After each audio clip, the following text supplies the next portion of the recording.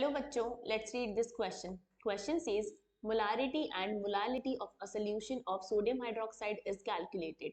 If now temperature of the solution is increased, then which of the following statement is or are correct?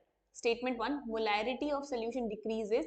Statement 2, molality of the solution increases. Here now the options are option A, both statements are correct. Option B, statement 1 is correct only. Option C, statement 2 is correct only. Option D, both statements are incorrect. So here the key concept is molarity and molality. तो ये molality और molarity दो हमारे पास concentration terms है. सो molarity को हम represent करते हैं कैपिटल एम से, and this is equals to number of moles of solute divided by volume of solution in litres, and molality is equals to number of moles of solute divided by mass of solvent in kilograms, and this represented as small M. तो ये हमारे पास molality और molarity है.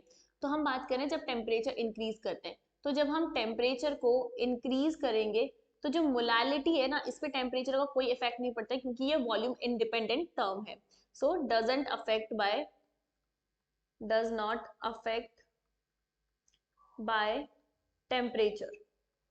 Now हम बात करते हैं हमारे अगली बात मोलैरिटी की. तो क्या होता है, मोलैरिटी टेम्परेचर से अफेक्ट होती है क्योंकि ये वॉल्यूम पर डिपेंड करती है.